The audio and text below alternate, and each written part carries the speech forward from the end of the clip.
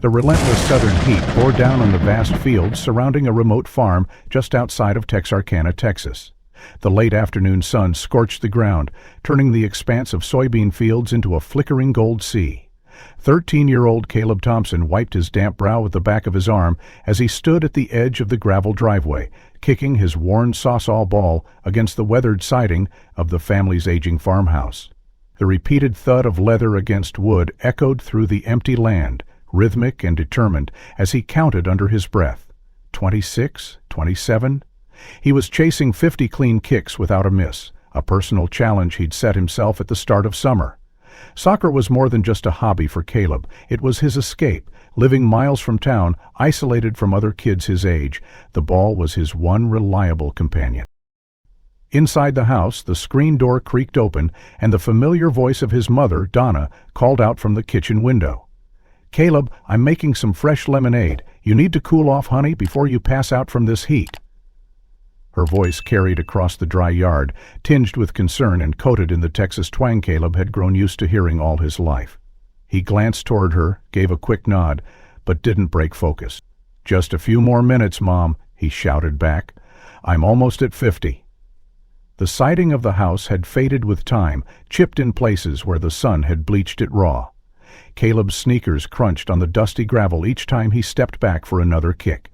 47, 48. He was so close now, he could feel the excitement rising in his chest. Drawing back his leg with more force than usual, he intended for the final two to be powerful. But as his foot made contact on the next kick, number 49, it was immediately clear something had gone wrong. The ball launched higher than usual, too high, curving in an arc toward the weathered red barn at the far end of their property. Time seemed to slow as Caleb watched it soar toward the old structure. The barn had always loomed like a silent guardian at the edge of the property, tall, shadowy, and strictly off-limits. His father, Wayne Thompson, had made the rule absolutely clear. No one, not even Donna, was to go near that barn. Not since they lost the feed contract with the Miller farm last fall. Nothing in there but danger. The rules had been non-negotiable. Caleb's stomach dropped as he saw the ball disappear through one of the upper windows.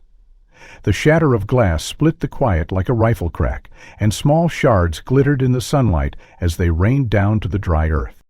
Dang it, Caleb hissed under his breath, panic flooding through his body. His pulse quickened. He stood frozen for a moment, eyes locked on the barn, his mind racing with the consequences.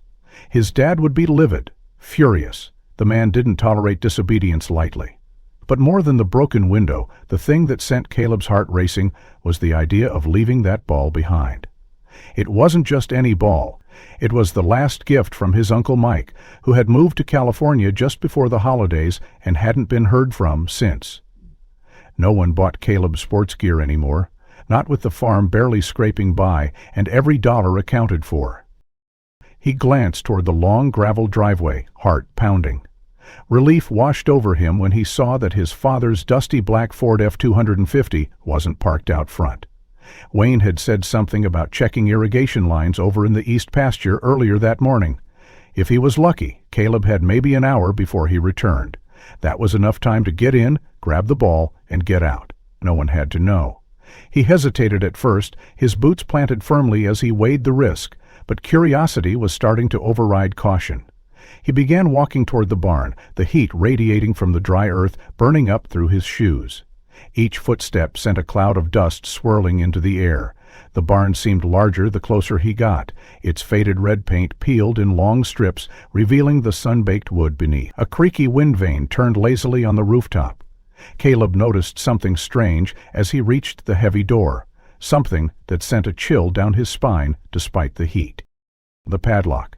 The massive iron padlock that was always sealed tight, the one his father carried on a chain from his belt loop, wasn't secured at all. It hung open on the hasp, swaying slightly in the warm breeze. Had his dad forgotten to relock it? That never happened. Wayne Thompson wasn't the forgetful type. If anything, he was obsessively careful when it came to that barn. Caleb's hand hovered near the door, trembling slightly. He could turn back now, tell his mom what happened, accept the punishment, and live with it. But something deeper, something instinctive pulled at him. Why had his father forbidden this place so fiercely? And now, with the door practically inviting him in, how could he ignore it? He reached forward and gripped the iron handle. It was hot from the sun. With a deep breath, he pushed. The door creaked open slowly, revealing a dim interior thick with shadows and golden light that filtered through the cracks in the walls. The scent hit him first: old hay, rusted metal, and something else, musty, slightly sour, and unfamiliarum. Dust motes danced in the beams of sunlight, giving the place a strangely frozen, timworm feel. The air inside was cool, a welcome change from the blazing heat outside.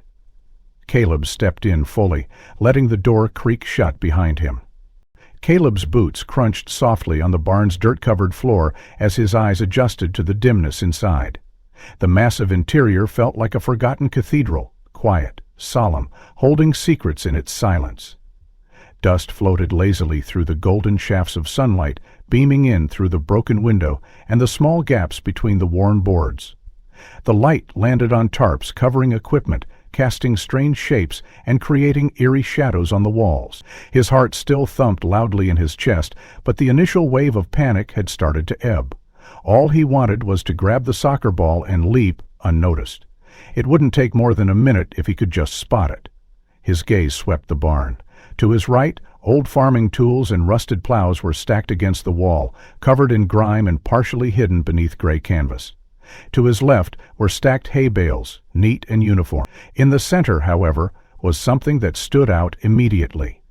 A loose pile of hay scattered around what appeared to be a low makeshift bed, crudely built from the bases and layered with some sort of mattress or maybe folded blankets. Caleb squinted, moving closer, and then he saw it, his ball, nestled on the floor just a few feet from the improvised bed. He let out a slow exhale of relief, but that breath caught in his throat almost instantly when he realized something else. Someone was lying on the bed. A figure, small, curled up, barely visible in the shadows. Caleb froze, small foot hovering above the ground mid-step. His brain scrambled to make sense of what he was seeing. It was a child. A girl. She was turned slightly on her side, her arms wrapped around her knees, sleeping or pretending to sleep. Her blonde hair was tangled and unwashed, her pink dress stained and far too small for her frame. Caleb took a cautious step back, trying to keep his weight light on the old floorboards. A plastic bucket, a cracked water bottle, and the crust of a sandwich lay beside her bed, like remnants of a camp no one was supposed to see. He felt a chill, despite the heat lingering from outside. The air inside the barn now felt stifling, wrong. What was a child doing in here? Why was she hiding? Why hadn't she run when he came in? The wooden floor groaned beneath his next step. The girl's eyes flew open. They locked eyes. She sat bolt upright, her back pressing hard into the wall behind her, her small body trembling. For a long moment, neither of them moved. The tension between them was thick with fear, hers more than his. Caleb raised both hands slowly, instinctively. "Hey," he whispered, barely loud enough to hear himself. "I'm Caleb. I live in the house." The girl didn't reply. Her eyes were wide with terror, darting to the door, then back to him, calculating.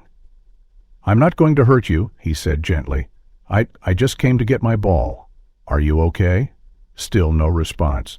She wrapped her arms tighter around herself, curling her knees to her chest. Her lips quivered like she wanted to say something, but didn't know if she should. Caleb inched back a step to give her more space. "Are you lost? Do you live around here?" he asked again, but his voice trailed off at the sound of something outside. A low rumble, steady and unmistakable. A tractor. His dad was back. Caleb's blood turned to ice. He glanced toward the barn door, still ajar. He turned back toward the girl. She had heard it too. Her fear doubled instantly. She yanked a thin blanket over her shoulders and tried to bury herself into the haystack behind her, as if to disappear entirely. That reaction alone told Caleb everything he needed to know. She was terrified of his father. Something was very, very wrong. Caleb didn't hesitate. He abandoned the ball, spun on his heel, and sprinted for the barn door. He slipped outside, pulling it closed behind him, but in his panic forgot to latch the padlock. He paused a few yards from the entrance to compose himself. His chest heaved. He wiped his sweaty palms on his shorts and forced himself into a casual walk, just as the tractor appeared on the rise near the driveway, kicking up a trail of dust as it came down the path. Caleb's heart thundered in his ears. He felt like a character in one of those spy movies Uncle Mike used to show him, terrified, alone, and in way over his head.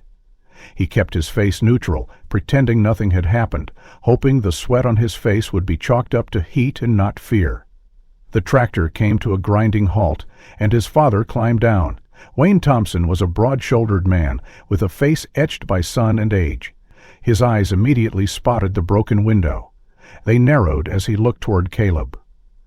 "What the hell were you doing near the barn?" he growled, voice low and dangerous. Caleb gulped, instinctively lowering his head. "I'm sorry, Dad. My ball, it flew off wrong, broke the window. I didn't go in, I was just checking the damage."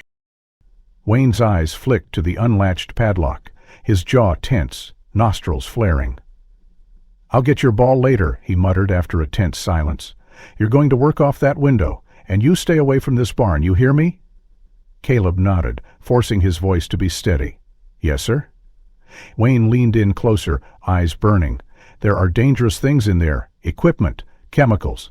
That's not a place for kids. Ever?" "I understand," Caleb said, barely holding back the tremble in his voice. Wayne straightened up and turned away, stalking toward the back of the barn. Caleb didn't wait. He walked quickly, then ran toward the house. He didn't stop until he reached his room, where he collapsed onto his bed, breath shallow, his mind spiraling. The image of the girl's terrified face haunted him. Something was wrong, very wrong, and he had no idea what to do about it. Caleb sat on the edge of his bed, legs dangling over the side as he stared out the window, eyes fixed on the distant red barn that now pulsed with silent menace. His mind reeled from what he had seen, the girl, the way she recoiled at the sound of the tractor, the pure terror in her eyes. He tried to push it out of his head, but every time he blinked, her face flashed behind his eyelids. The girl wasn't just hiding, she was being kept. He could feel it in his bones. The rest of the day passed in a blur. Caleb barely remembered helping his mom set the table, or pretending to listen as she talked about the neighbor's broken fence. His father sat at the table with his usual gruff silence, only speaking to complain about the rising price of cattle feed. Every so often, Caleb would catch Wayne glancing out the window toward the barn. It was subtle but noticeable enough to send another ripple of unease through him. At dinner, Caleb kept his head down, pushing food around his plate as his thoughts spiraled. How long had she been in there? Who was she? Why wasn't anyone looking for her? Was she hurt? Was she sick? What if she needed help right now and no one knew except him?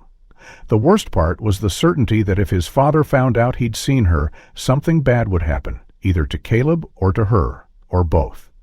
After dinner, Caleb helped wash the dishes in silence, then made an excuse to head upstairs early. He sat at his desk, his math book open but untouched. The numbers might as well have been ancient symbols. His thoughts kept looping back to the same place. He had to do something. He just didn't know what. A soft knock on the door pulled him from his thoughts. It creaked open, and his mom poked her head in. "Time to shower and get ready for bed," she said gently, but there was tension behind her smile. Her eyes flicked down the hallway toward the stairs. "Oh?" Caleb said, trying to sound normal. As she stepped inside to give him a goodnight kiss, Caleb suddenly blurted, "Mom, do I have a sister?" Her face changed instantly. Her eyes widened and the color drained from her cheeks. She dropped the folded towel she'd brought in her hands. It hit the hardwood floor with a soft thud. "What?" she stammered. "Why would you ask that?" Caleb hesitated. "Sometimes it feels like there's something you're not telling me." Her mouth opened, but no words came out. Before she could respond, the heavy sound of boots echoed up the stairs. Wayne's voice followed. "Donna? What's going on up there?" She flinched, then turned toward the door. "Nothing, Wayne. Just saying good night." She turned back to Caleb quickly, kneeling beside him, her voice low. "Not now, Caleb. Please, not tonight." She kissed his forehead, her hands lingering a little too long, and then hurried out the door. Caleb heard their bedroom door close minutes later. Then silence. But it didn't last. Later that night, the silence broke again. Raised voices filtered through the floorboards. Caleb could only catch snippets, his mother's soft pleading, his father's deeper, angrier growl. Then a loud thump, then crying, then silence once more. He curled deeper into his blanket, shivering despite the warm night air. He had heard fights before, but this one felt different, more dangerous. He stared at the clock, 11:15 p.m. The house had gone quiet again, but Caleb stayed awake, eyes glued to the ceiling, thoughts churning. Minutes passed. Then he heard it. The back door creaked open. He shot upright in bed, tiptoed to the window. Under the silver light of the full moon, he saw his father, staggering slightly, carrying what looked like a plate and a bottle, walking toward the barn. The barn door opened, then closed. Caleb's pulse quickened. He counted to 60, then made his decision. He slipped into his sneakers, grabbed a flashlight, and crept downstairs. Avoiding the third step, which always creaked, he moved through the house like a shadow. Outside, the night air was cool against his skin. Crickets chirped, an owl hooted somewhere in the distance. Every sound seemed amplified in the stillness. Caleb stayed low, weaving through patches of shadow as he approached the barn. From inside, he heard voices. One was his father's, slurred and sharp. The other was a soft, broken whimper. "You should be grateful," Wayne's voice said. "Nobody else would take care of you like this. Nobody even looks for you anymore." Caleb clenched his fists. He wanted to scream, to rush in and pull her out. But fear rooted him in place. His father had a temper, a bad one, and Caleb knew all too well what happened when that temper snapped. He backed away slowly, returned to the house, and picked up the cordless phone. His fingers trembled as he dialed. 911, what's your emergency? "There's a girl in our barn," he whispered. "I think she's hurt. My dad—" He gave the address, 4539 County Road 12, near Texarkana, then hung up before they could ask more questions. Heart racing, he crept back upstairs and slid into bed. From his window, he could see the barn, silent and waiting. "Please," he prayed, "let them come before it's too late." Caleb lay in bed beneath his blanket, his body stiff with tension as he stared at the glowing red numbers on his digital clock. 12:17 a.m. The house was quiet again, the earlier shouting and creeping footsteps replaced by a suffocating silence. Every few seconds he glanced toward the window, waiting for a sign, headlights, voices, anything. What if the police didn't come? What if they didn't believe him? What if his dad found out he'd made the call? A cold sweat beaded at his temples. The image of the girl's terrified face flickered again in his memory, keeping him anchored to his decision. She needed help, even if it meant getting in trouble, even if it meant his world being turned upside down. He knew he couldn't stay silent. 12:38 a.m. indoors, dancing like fireworks in the dark. His heart leapt. He rushed to the window and saw a sheriff's vehicle rolling slowly up the gravel driveway. The flashing lights reflected off the barn's red siding, turning it into a flickering specter. A door opened and heavy boots crunched on gravel. Then came the sound of knuckles rapping sharply against the front door. From downstairs, Caleb heard the muffled grumble of his father's voice. "Who the hell is knocking at this hour?" More knocking followed. Said pleaded, "Let me see who it is." "I'll get it," Wayne snapped. Caleb crept to his door and cracked it open, peeking down the darkened hallway. From the staircase he could see the foyer dimly lit by the porch lights and the red flashes bleeding through the front windows. The front door creaked open. "Good evening, Deputy Carter, Bowie County Sheriff's Department," a deep voice said. "Sorry to disturb you so late, sir." "We received a 911 call from this address." "A 911 call?" Wayne barked. "Nobody here made any damn call. My wife and son are asleep." Donna appeared beside Wayne, her expression a mixture of fear and confusion. "Is everything all right, officer?" "We received a report of a person in distress," the deputy said. "A juvenile. The caller said they were being kept in your barn." Silence fell like a guillotine. Caleb held his breath as he watched his father's face twist into a mask of disbelief and rage. "That's absurd," Wayne said, voice tight. "There's nothing in that barn but old equipment. Someone's pulling a prank." Caleb stepped forward, trembling but firm. "I called," he said from the top of the stairs. All eyes turned toward him. "I saw her. There's a girl in the barn." His father's face darkened instantly. "He's just a kid," Wayne snapped. probably had a nightmare. He placed a heavy hand on Caleb's shoulder as the boy descended the stairs. "He's got an active imagination." Caleb winced as his father's grip tightened. "I'm not lying," he said, trying to step away.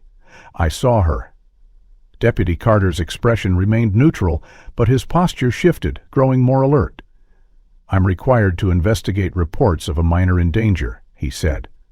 "Just to be sure, sir, I'd like to take a quick look inside your barn." "Absolutely not," Wayne said, crossing his arm. "This is private property. You need a warrant." "I understand your concerns," the deputy replied calmly, "but when a child makes a direct report of a possible victim, I have the legal authority to conduct a welfare check. It's standard protocol." "This is harassment," Wayne barked. "There's nothing to see.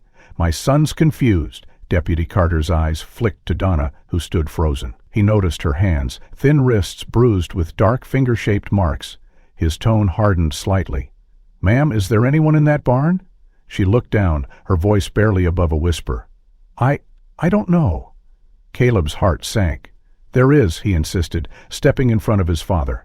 "She was lying on a bed made of hay. She's scared. She didn't want my dad to see her." Wayne's face flushed with fury. "You little—" "That's enough," Deputy Carter cut in, stepping between them.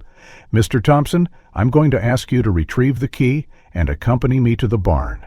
Now?" Wayne hesitated. The lock's stuck. Haven't opened it in months." The deputy stared him down. "Either we go now, or I call for backup and a search warrant. It's your choice, but one way or another, we're opening that barn." Wayne's eyes darted around, calculating. Then, with a forced smile, he reached into his pocket. "Fine, let's get this over with. I'll come too," Caleb said.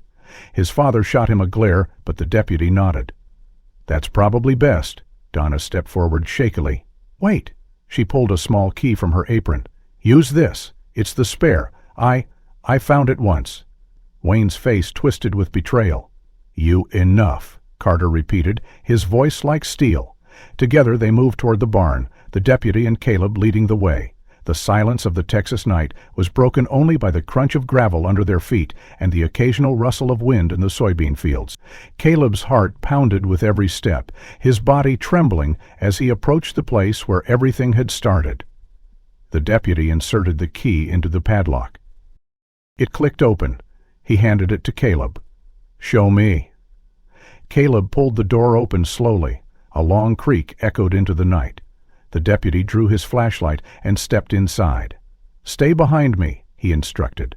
Beams of light sliced through the darkness, dancing across tarps, hay, and rusted tools. And then they stopped. The deputy lowered his voice. "Hello? Is anyone here?" A faint whimper answered from the shadows. "It's okay," Caleb called softly. "It's me. I brought help." The flashlight beam moved again, this time revealing a thin figure crouched behind the bales of hay. Dirty blonde hair, faded pink dress, eyes wide with fear. Deputy Carter's voice turned gentle. "You're safe now. No one's going to hurt you." Caleb stepped closer, his heart aching. "It's going to be okay, I promise." Behind them, Wayne's voice shouted, "This is a mistake. She's not," Carter ordered sharply, spinning toward him. "Stay where you are." The girl crawled slowly forward. Caleb reached out a hand. She took it. The moment the girl's trembling fingers wrapped around Caleb's, a shiver passed through him, not from fear, but something deeper. She was real. She was alive, and she was terrified. Deputy Carter stepped forward cautiously, kneeling beside her with one hand outstretched, palm open. "My name's Carter," he said gently. "I'm with the sheriff's department. You're safe now." "Can you tell me your name?" The girl hesitated, her voice caught somewhere between a whisper and a sob. "Emma," she murmured. "Emma Wilson." Carter's eyes flicked up sharply. Recognition. He reached for his radio. "Dispatch, this is Carter. I need immediate backup and an ambulance at 4539 County Road 12. We have a juvenile female located. She identifies as Emma Wilson, possibly the missing child from the county fair case 3 years ago, malnourished, appears traumatized but conscious." The radio crackled back confirmation. Caleb looked at the girl, Emma, and saw the way she huddled in on herself, flinching at every noise. Her limbs were thin, her skin pale beneath layers of dirt. Her pink dress, once bright, now hung loose and grimy. She looked at Caleb for a moment, their eyes locking. Hers were filled with something he couldn't describe. Fear, yes, but also something like gratitude. Outside the barn, Wayne's voice roared again. "This is a damn mistake. You're going to regret this, Carter. You're ruining a man's life over a delusion." Carter turned and marched toward the door, eyes black. "Caleb Thompson, turn around and place your hands behind your back." "You can't be serious," Wayne barked. "You got no proof of anything." "I have the statement of a minor, visual confirmation of a missing child, and your refusal to comply with the welfare check," Carter snapped. "I'm not asking again." Wayne lunged forward in a final desperate attempt to push past him. Carter reacted instantly, trained kicking in. In one smooth motion, he spun Wayne around, pinned him against the barn door, and secured his wrists in handcuffs. "You're under arrest for interfering with an investigation in suspicion of unlawful imprisonment," Carter said coldly. "You have the right to remain silent." Caleb stood in the barn doorway, watching the scene unfold with a mixture of awe and horror. His mother, Donna, had crept up behind them, tears streaming silently down her face. She stared at Wayne, her husband, as if seeing him for the first time. "I didn't know," she whispered. Carter turned toward her. "Ma'am, I need to ask, how long have you been aware of this girl's presence here?" Donna shook her head, lips trembling. "Almost 2 years. I found her by accident when Wayne went out of town for a night. I thought—" She broke off, sobbing. "I wanted to help. I gave her food, clothes. But he said if I told anyone, he said he'd hurt her." "Hurt Caleb?" Carter's expression softened. "We're going to help you now, but I need you to stay here. Officers are on their way." He turned to Caleb. "You did the right thing, son. You were brave." Caleb looked down at Emma, who was still clinging to his hand. "She's the one who's brave," he said quietly. Within minutes, the yard was flooded with activity. Additional cruisers arrived, lights flashing silently across the dusky landscape. A female officer, Deputy Ramirez, approached and gently took Emma's other hand. "Let's get you checked out, sweetheart," she said softly. Paramedics arrived soon after, wheeling a stretcher across the gravel. Emma resisted at first, clinging tighter to Caleb, but he leaned down and whispered, "It's okay. They'll take care of you." She gave a small nod and finally let go. As they loaded her into the ambulance, she turned her head slightly, catching Caleb's eyes one last time. That look stayed with him, etched into his memory like a brand. The ambulance pulled away, its red lights vanishing into the night. Wayne was placed in the back of a cruiser, still cursing, though the sound was muffled by the closed door. Officers secured the barn and began documenting everything, photographing, bagging evidence, examining the makeshift bed and the meager supplies that had kept Emma alive. Inside the house, detectives arrived and began interviewing Donna and Caleb separately. They turned the kitchen table into an impromptu command center, laying out notepads, tape recorders, and evidence forms. "Tell me everything you know," Detective Hayes said to Donna, her term firm but kind. Donna took a shaky breath. "It was after the fair. He came home late, said he'd been helping someone with a flat tire. He was different, nervous. I didn't think much of it until he started spending more time in the barn. Said he was reorganizing tools. Then he locked it." "When did you find her?" Hayes asked. "About a year later," Donna admitted, voice cracking. "He went to a farm auction in Amarillo, and I found the spare key. I went in looking for a wrench and I saw her. Fine, hiding, filthy, starving. She told me her name, told me what he said when he took her. I wanted to get help, but he found out I'd been inside. He beat me. Said if I ever told anyone, he'd kill her. Then Caleb, then me." Hayes reached across the table and placed a hand over hers. "You're safe now. We'll protect you. But I need your full cooperation from here on out." Upstairs, Caleb sat across from a younger detective who looked like she'd seen her share of horror stories. "I just wanted my soccer ball back," he said. "I didn't mean to find her, but when I saw her, I knew I couldn't leave her there." "You were incredibly brave," the detective said. "Many kids would have done what you did." Caleb looked down. "I was scared. Brave people always are," she replied. "That's how we know they're brave." As dawn crept over the horizon, the emergency vehicles began to clear. One last patrol car rolled away, leaving Caleb and his mother standing on the porch together. The barn, now wrapped in yellow tape, stood quiet and broken beneath the morning light. Caleb leaned against his mom. She wrapped an arm around him. "I'm so proud of you," she whispered. "You saved her life." "We both did," Caleb said. "You gave the deputy the key." For the first time in years, she smiled through her tears. "We're going to be okay," she said, more to herself than to him. And for the first time in a long time, Caleb believed her. The sun continued its slow climb above the Texarkana skyline, casting soft golden light across the Thompson property, illuminating the farmhouse, the barn draped in yellow crime scene tape, and the gravel driveway now marked by the tire tracks of police cruisers and emergency vehicles. Inside the farmhouse, the air felt thinner, different, as if something invisible had lived, revealing a hollow space where fear used to live. Caleb sat at the kitchen table, wrapped in a worn flannel blanket a paramedic had given him before leaving. His eyes stung from exhaustion, and his body felt like it weighed twice as much, but he didn't want to sleep. Not yet. Donna stood across from him, hands wrapped tightly around a mug of untouched tea. Her shoulders were hunched with fatigue, her eyes red-rimmed, but clear now, more present than he'd seen in years. She'd always seemed like she was hiding behind something, a silence, a routine, an apology, but that mask had cracked wide open during the night. A kind-faced woman named Valerie, a victim advocate from the sheriff's office, sat beside them. Her presence was gentle, steady. She wore a badge clipped to her belt and a notebook in her lap, but spoke like someone who'd weathered many storms. "There's a lot to process," she said softly. "But you're not alone in this. We have counselors who work with families like yours. We can help with housing if you don't feel safe staying here. Financial aid, legal support, whatever you need to start healing." Donna nodded slowly, still dazed. I don't know what happens next." Valerie offered a sympathetic smile. "What happens next is you rest. Then we take it one step at a time. You've both been living with a dangerous man for too long. It's okay not to have all the answers right now."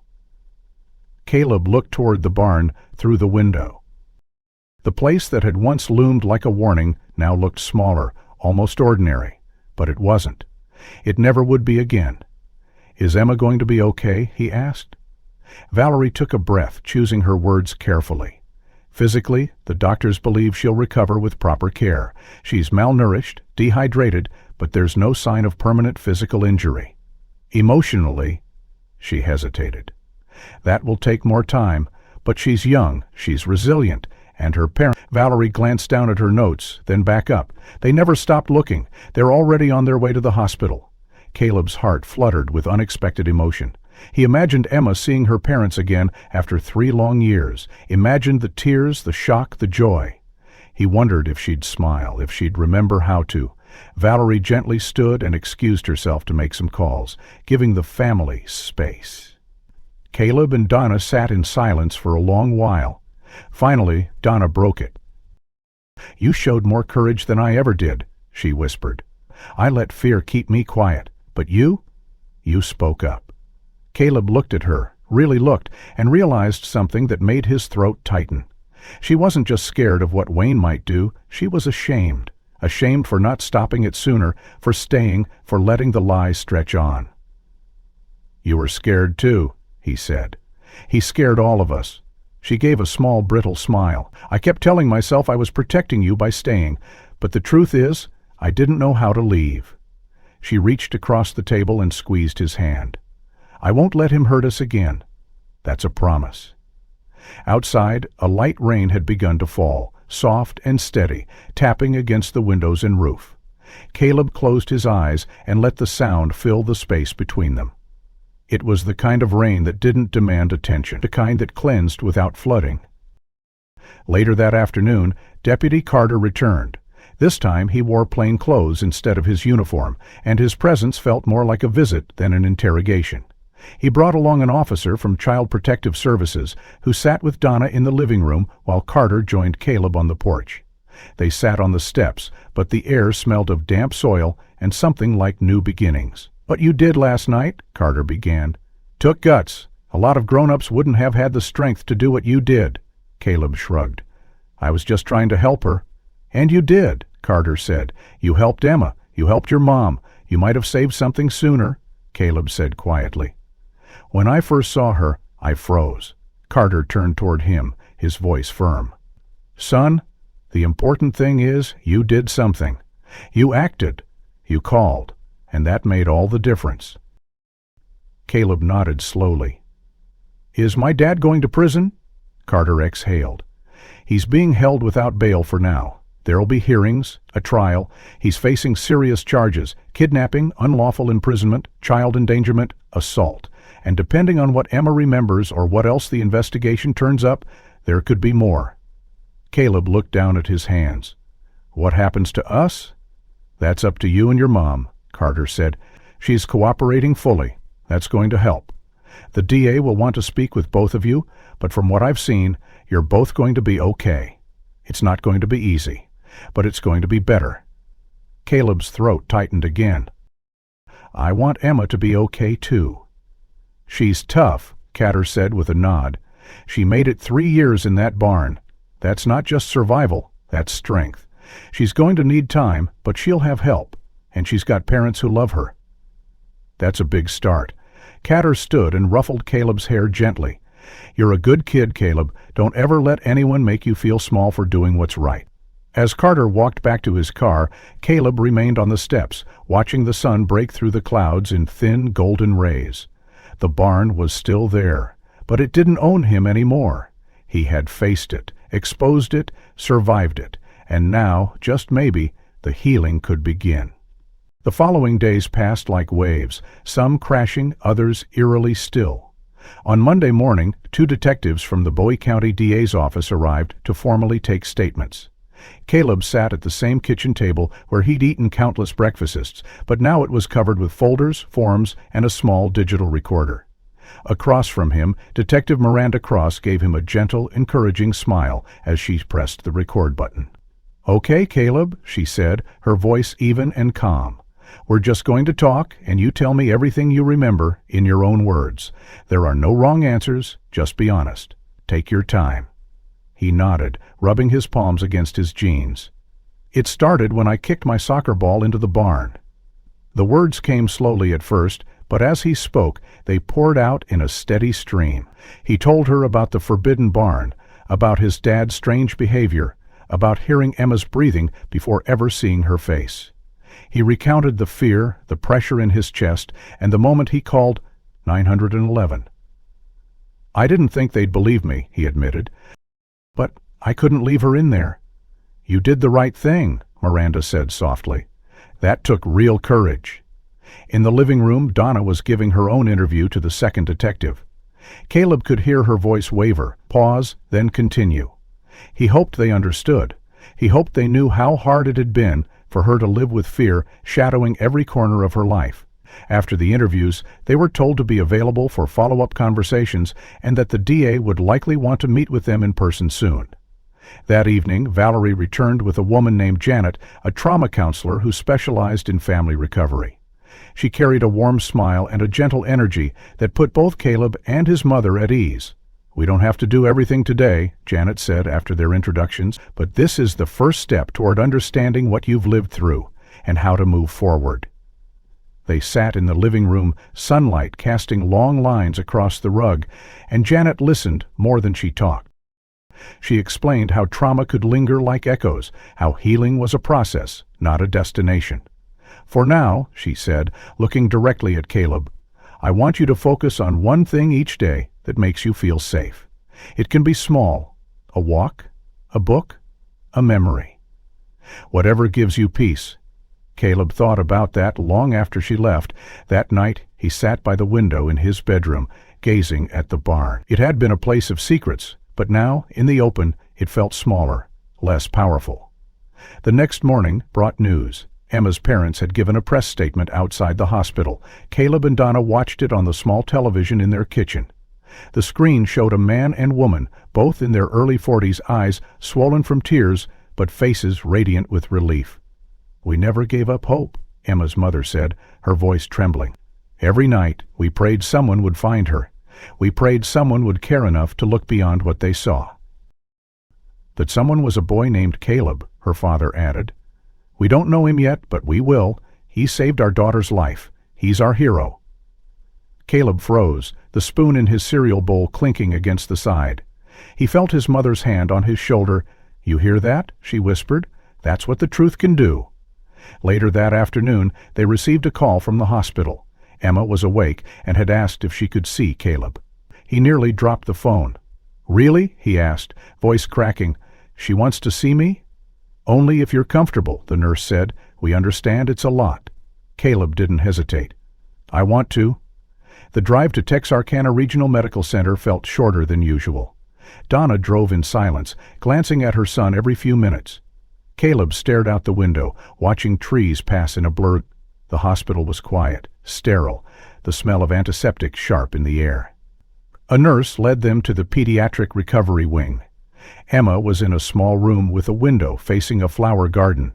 She sat propped up in bed, an IV in her arm, and a stuffed animal resting beside her.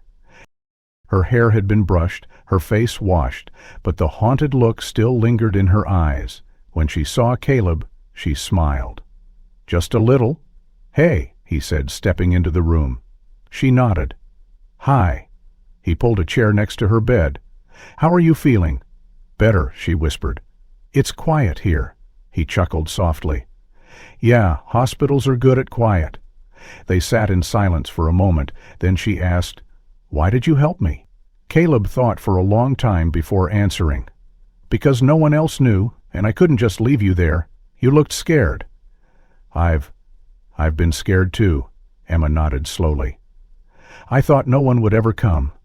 I almost didn't, he admitted. But I remembered something someone said, if no one else listens, call someone who will. So I did. Her eyes welled with tears. Thank you. He reached out slowly, offering his hand. She took it, just like that night in the barn. They didn't say much after that, but they didn't need to. Sometimes survival speaks louder than words. The visit to the hospital marked a turning point, not just for Emma, but for Caleb and Donna, too. As they left the sterile white corridors of Texarkana Regional, something unspoken hung in the air between mother and son. A quiet sense of resolution, not that the ordeal was over, but that they were no longer powerless within it. Back at the farm, things were not the same. The yellow tape still clung to the barn like a warning. Deputies had come and gone, gathering evidence, photographing every inch of the space where Emma had been kept. The lock had been replaced by the sheriff's office, but the structure remained untouched otherwise, a looming reminder of what had happened. Caleb no longer avoided looking at it. Now he faced it every time he stepped outside. It had lost its power to terrify him. The media began calling.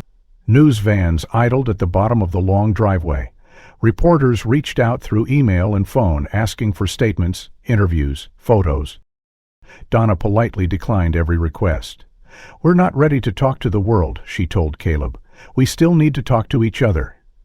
At school, word had spread like wildfire. Caleb returned the following week to a swarm of whispers and wide eyes.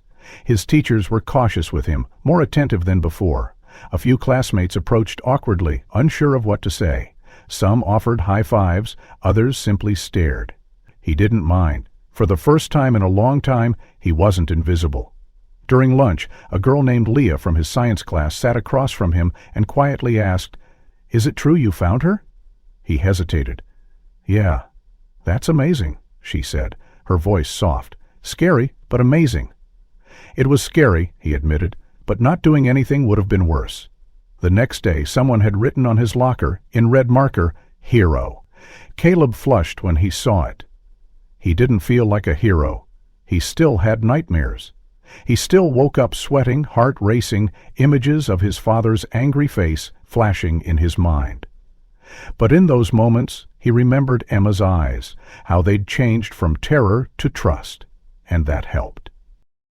One evening, a formal letter arrived in the mail. Donna opened it at the kitchen table, smoothing the creases with care. It's from the district attorney, she said, scanning the words. They're requesting we attend the preliminary hearing. Caleb swallowed. Will he be there?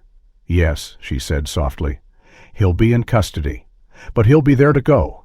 No, she replied, but they said it might help the case if we did. Caleb looked out the window. The sun was setting, casting long shadows over the soybean fields. Then we should go. A week later, they sat in a courthouse pew side by side. Donna clutched Caleb's hand tightly as the courtroom filled. Emma's parents were there too, sitting a few rows ahead, their presence a quiet source of strength. When Wayne was brought in, Caleb's breath caught. He looked smaller somehow, his orange jumpsuit stark under the fluorescent lights, but his eyes still carried that cold, calculating anger. He looked around the room, saw Donna, then Caleb, and smirked. Donna squeezed her son's hand harder. Caleb didn't look away. The judge read the charges aloud: kidnapping, unlawful imprisonment, endangerment of a minor, aggravated assault. The list felt endless. The prosecutor requested the case go to trial. The defense attorney, even after charge occurred, made his objective hot. After the hearing, her father knelt to meet Caleb's eyes. "We'd like to have you over sometime," he said. "If you're okay with that?" Caleb nodded, unsure of what to say. "Emma asks about you," he added. "She says you made her feel human again." Caleb's throat tightened. "She saved herself," he said. "I just helped a little." The visit was scheduled for the following Saturday. Emma lived in a modest two-story house just outside the city, with a garden in the front yard and wind chimes on the porch that made soft music in the breeze. When she opened the door, she looked different, stronger. She wore clean clothes, her hair was brushed. She still moved cautiously, but her smile came quicker this time. They spent the afternoon playing board games and talking about everything except the barn. Her parents hovered protectively but gave them space. At one point, she showed him a box filled with drawings, sketches of trees, birds, a picture of a girl standing in sunlight. "Dartman's you," she said, pointing. "You came in the light." Caleb didn't know how to respond, so he just smiled. As the sky turned orange outside, Emma's mom served cookies and lemonade. Caleb and Emma sat on the porch steps watching the clouds drift by. "Do you think it'll ever feel normal again?" she asked. He thought about it. "Maybe not the same normal," he said, "but a new one we make ourselves." She nodded. "I like that." When it was time to leave, she hugged him. It was quick, awkward, but real. On the drive home, Donna glanced at Caleb and said, "I think you helped her more than you know." "I think we helped each other," he replied. That night, for the first time in weeks, Caleb fell asleep without fear. The dreams still came, but this time they ended in light and safety. In Emma's drawings. Weeks passed, and the world slowly resumed its rhythm, though nothing truly felt normal. Caleb's days were filled with school, counseling sessions, and quiet conversations with Donna that now felt more like real connection than routine survival.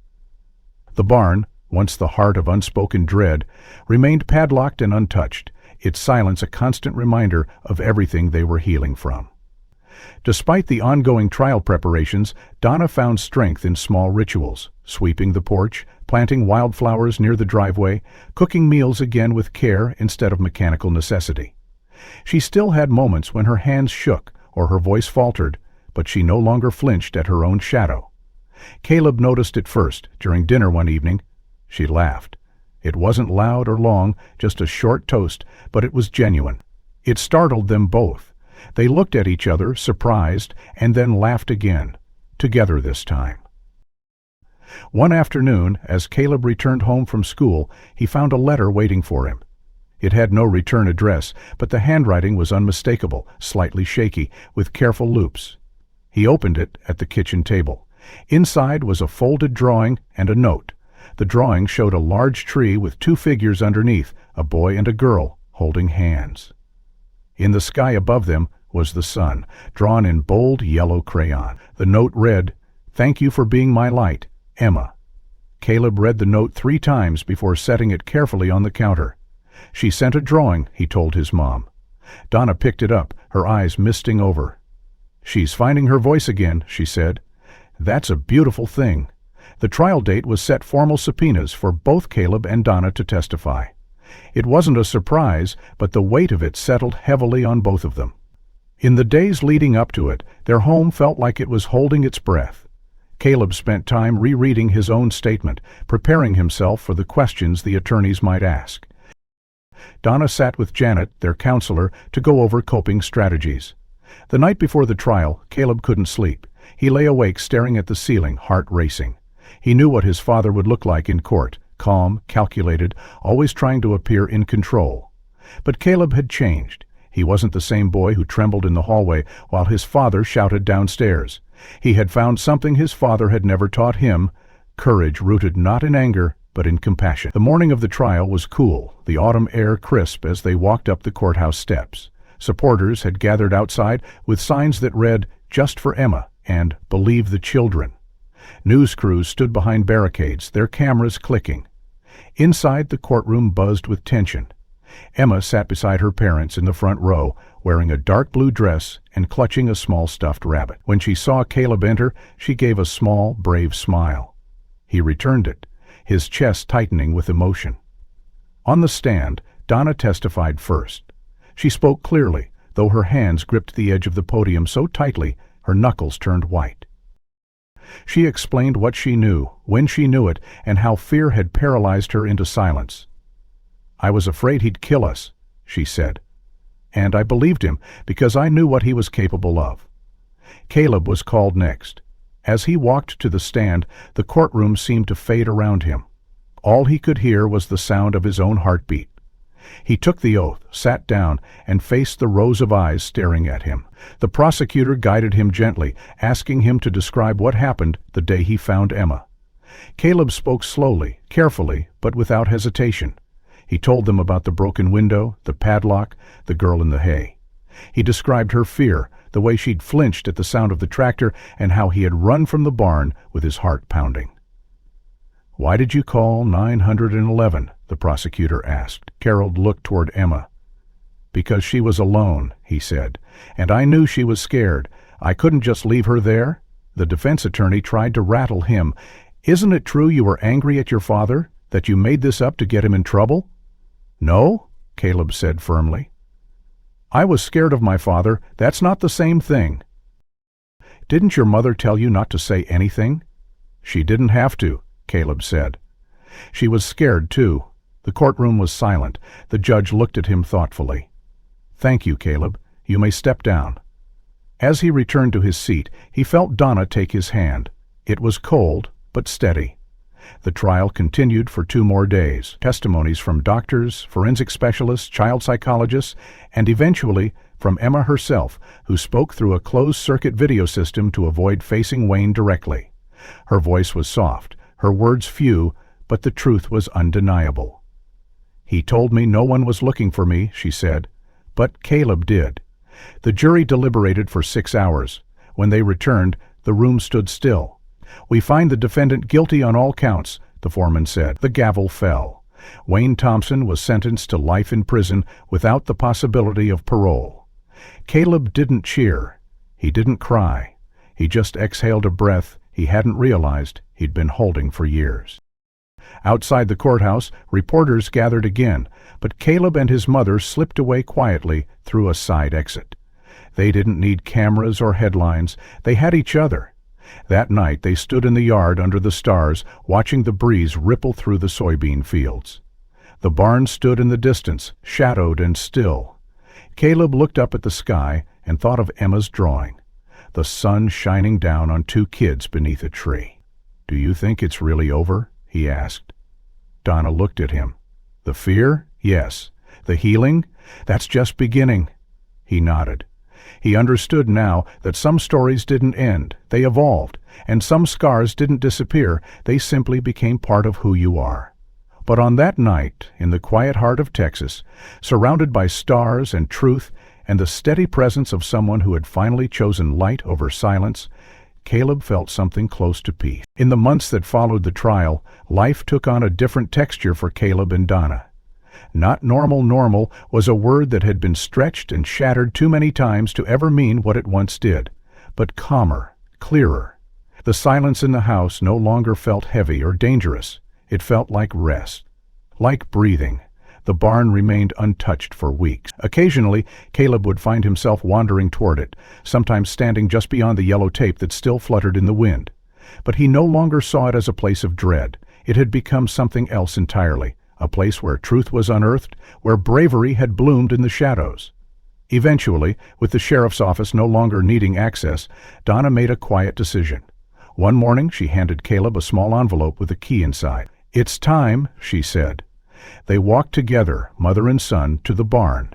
The sun was just beginning to rise, casting soft amber light across the frost-kissed fields. Caleb inserted the key and turned it. The lock popped open with a click. The door groaned as it swung wide. The smell inside was still the same: old hay, weathered wood, and a lingering hint of must. But the energy was different. They stepped inside together.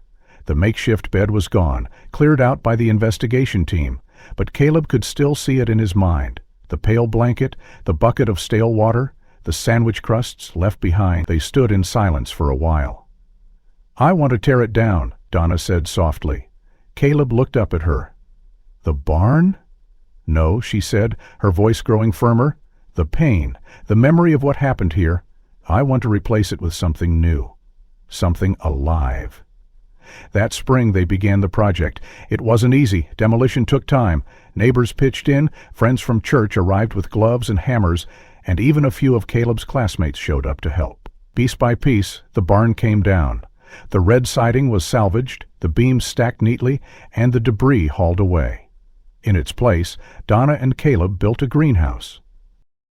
It wasn't big, but it was bright.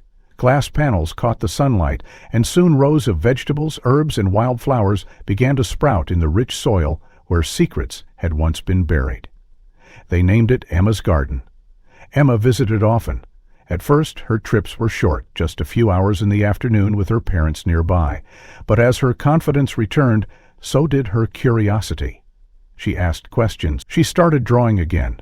She and Caleb planted sunflowers in one corner of the greenhouse, marking the rows with painted stones. They didn't always talk about what had happened. Sometimes they didn't talk at all. They just worked side by side, two kids bound not by tragedy alone, but by the shared experience of survival. Caleb found himself smiling more, laughing even. He made new friends at school and joined the soccer team that fall. He still carried the weight of what had happened, but it was no longer a burden. It was a story, a part of him, but not the whole of him.